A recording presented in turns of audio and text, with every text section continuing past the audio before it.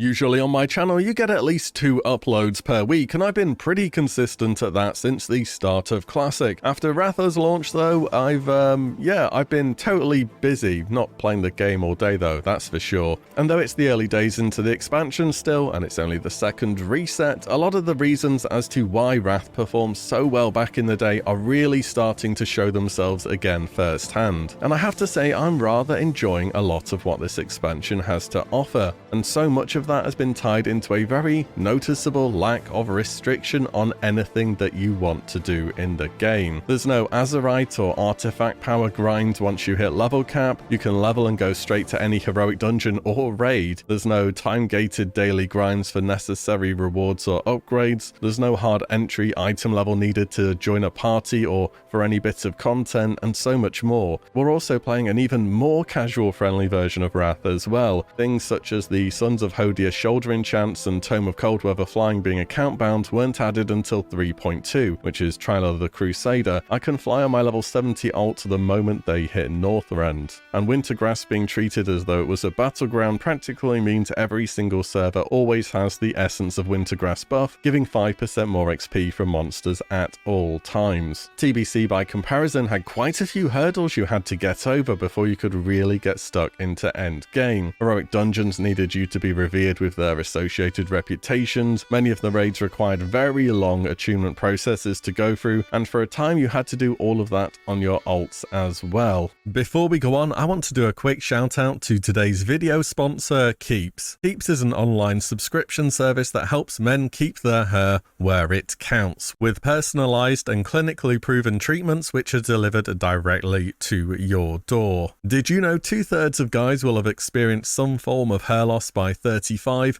which I'm pretty sure is the youngest Classic WoW player age, by the way. Keeps keeps you able to keep your schedule without lengthy and time-consuming doctor visits and appointments. So whether it's prevention or stimulating new growth, Keeps has you covered. And since it is an online subscription service, you'll get easy to follow reminders and guides to keep you on track towards your hairy goals. Hair loss stops with Keeps. To get 50% off your first order, go to keeps.com/WillE or click the link in the description. That's keeps.com/WillE. Many thanks to Keeps for the sponsor today. Let's talk WoW.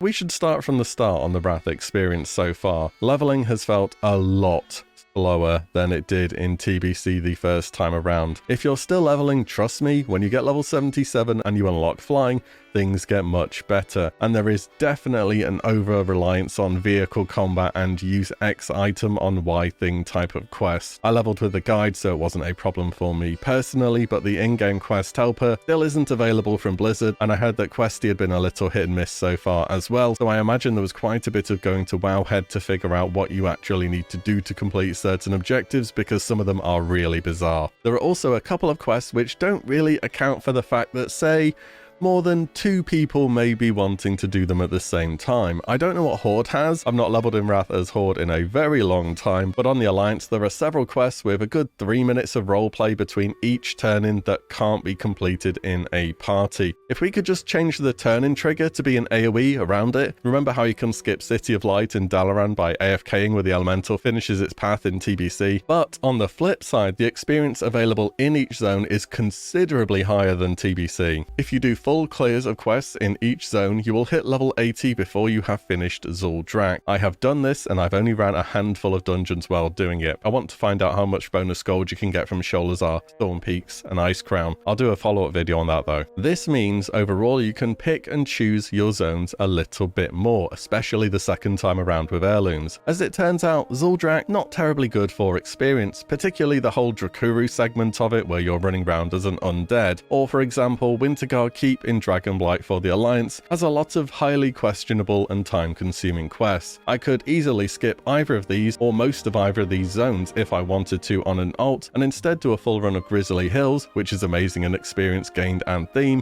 and then go straight into Sholazar, another zone which is very good on both these fronts. TBC had you do at least a bit of every single zone. The choice really came in on the final level or two where you could go to either Shadowmoon Valley or Netherstorm. It's no Classic where you were going around the the world all of the time, but there's just less zones to go around in general, so I suppose it makes sense. I also like the atmosphere of Wrath a lot more than TBC, which is purely a preference thing, of course, but the Howling Fjord and Storm Peaks especially are great, and everything about Icecrown makes it feel like a real endgame zone. It's got the final raid sitting there ominously. It's full of quests. To complete the meta achievement for the zone, there's 140 quests you need to do, and a lot of those are elite. I even like the in-game music for it. Moving on about leveling though, if you wanted to play an alt but you're still doing your main and you're kind of dreading it after how long it's taken, heirlooms and flying from the moment you start Northrend speeds things up so much. Not quite 50% that the Joyous Journeys buff did levels of huge, but even with just the chest, shoulders and regular flying, it feels around a 35 to 40% XP buff in total. And don't forget to play around your rested XP bar too. With a good route and rested XP, you can clear levels in well under 2 hours no problem. More quality of life features really become noticeable during leveling too. Faster looting, profession item crafting for bandages or smelting, faster mounting, mounts being able to swim, you've got tabs for mounts and pets. It's all just very, well, nice to have after 3 years of dismounting in puddles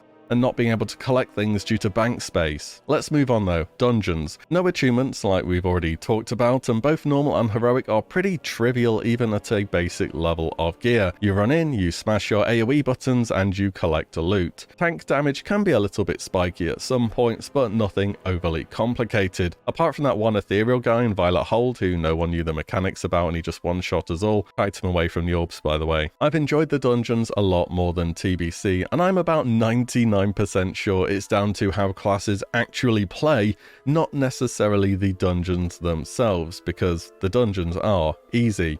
And I've realised something about World of Warcraft, and I suppose MMOs and online gaming over the years. If it's something done with pugs, I just don't want it to have any level of challenge whatsoever. If something is genuinely challenging and it's meant for a group, I'd much rather have a consistent group as opposed to picking out people in the general chat. Reteaching people mechanics who could just leave after one wipe again and again just isn't a fun experience. Learning mechanics with the same group you play week in, week out is. Anyways, another thing about dungeons, similar to quests and raiding as we'll get onto, man were Blizzard desperate to show off vehicle combat in this expansion. I'd rather just play my character. Thankfully though, it's usually fairly short. Even the Oculus goes by really fast if no one pulls extra drakes. Dungeon Finder honestly is working at the moment. As mentioned in a previous video, when everyone's leveling, it's looking really good. I've been playing a hunter as an alt, and I've also been pugging heroics on it. Not had any problems with any of the groups or the people I've had in them, bar a few people being saved a few times, but that's it. The Dungeon Finder should display when people are saved. I gave feedback and a lot of other people did on this a while ago, but here we are. Anyways, Hunter for Wrath is a bit of an off-meta pick. They're certainly good, but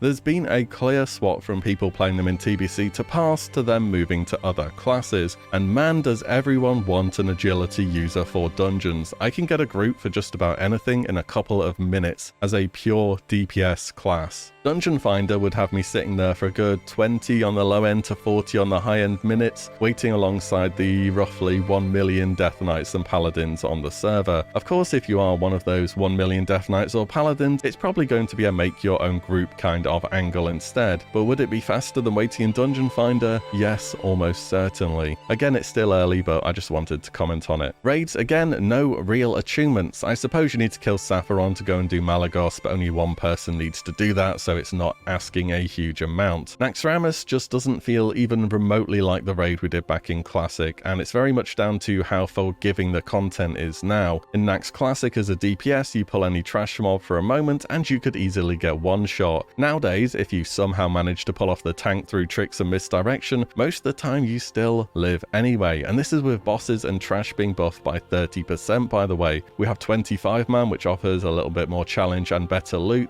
and 10-man feels like you're doing UBRS or something. It's like a big dungeon level of difficulty, except you get some nice item drops in there as well. Speaking of loot, things have changed on this front considerably as well. Back in the day, people called them welfare epics in Wrath because of how many purple items got thrown at you. On one hand, back in Classic, you had 40-man raids, a very scarce loot, and items which were huge upgrades.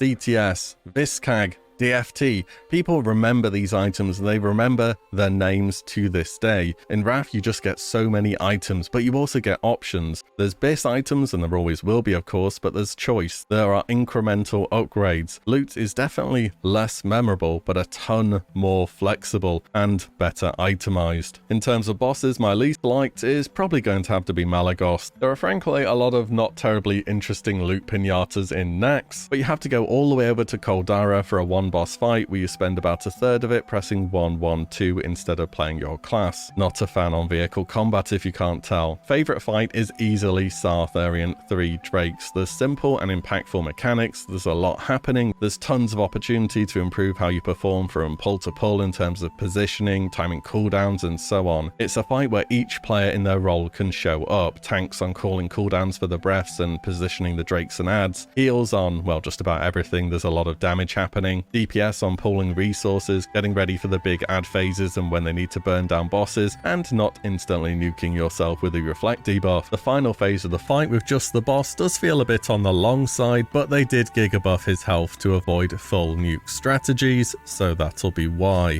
Blizzard have also announced they're trying out some more esports stuff for Classic Raids 2, the Undying event with 2 top Classic WoW guilds. I've no idea how this is going to go, but I've always thought speedrunning should be highlighted more in the Classic community. It really feels like the guilds that want to do it are happy to just compete among themselves and have never really been interested in trying to make an event out of it. I mean, if Liquid, Echo and all the other retail guilds can run a Race to World First event and it's hugely popular about 3 times per year, I'm sure speedrunning in Classic could be more of a spectator event than it's been so far. Next, class design. This is the big one for me. Classic was janky and quirky, and I liked it for what it was. Not well balanced at all, but you had things like resistance sets, old raid gear and dungeon gear was relevant for such a long time. You had the consumable stacking, you had world buffs with Chronoboon, they were much better when Chronoboon was in the game, and so on. TBC changed classes and made the meme specs viable, but for me it didn't do enough to build on how they were designed and how they actually played when it came to raiding, and there were too few interesting classes to play. Wrath has done one or two things to nearly every spec in the game, and those are adding procs or some kind of executability or phase. Everyone now feels relevant on AoE, there's less gameplay centered around your mana bar, and it's faster paced. Overall it feels like a significant improvement compared to TBC. The ease of the current content is kind of, for me at least, overshadowed by the fact that wow, my class is so fun to play, I just want an environment where I can do that. I don't really care if it's super easy or not. And we all know that Ulduar and other raids are coming later too, where they're going to have more optional difficulties for hard modes and heroics. I think phase 1 will end up being quite short, but I'm not overly in a rush to get to the next thing. I'd certainly like Wrath to be a bit longer than TBC was. In terms of a few other things you get to do at Endgame, achievements give a nice extra bit to do and some meta things to work towards. Wrath added tons of titles, mounts, pets, achievement points and so on. Not the biggest focus for me personally. I think having things account-wide would have certainly helped in that regard, but they decided not to do that in the end. Professions feel in a decent place. Engineering is definitely overtuned, but it's also really fun, so who's complaining? Gathering is very good consistent gold per hour, and most professions have fairly comparable bonuses between them. Every profession also has ways to generate gold, and not just be level it to X amount for the bonus and ignore it for the rest of the expansion. Cloth tailors have their cooldowns, jewel crafters have the ring and cutting gems, and we'll have epic gems to look forward to later. Enchanting seems like super free money at the moment. You just take an enchant and post it on your auction house and people will buy it for a markup because it's convenient. Even engineering has the epic guns and ammo which can turn a profit. I'm not sure how long that's going to last for though. PvP is also fairly fast to get into with reduced honor costs on gear and even some new gear which has been added into the game. Wrath has also seen more specialization and class diversity so far as well. There's certainly a few overpowered outliers, but it's better than TBC. Overall, it's very much what I expected it to be in terms of an expansion which promotes accessibility for the content for every player. Phase 1 will probably be a bit more on the shorter side due to this, and things are really going to keep picking up for the expansion in Ulduar and beyond. I guess I just wanted to say in this video, I'm really beginning to see why this game did so well back in the day, and wanted to talk about how much I'm liking what it has to offer at the moment. Let me know your thoughts. Has Wrath lived up to expectations? Did you play it back in the day? Is it what you had hoped it would be, or has it not met your expectations so far? That will be everything from me today though. As always, thank you all so much for watching and for listening in, and I'll see you all in the next one very soon.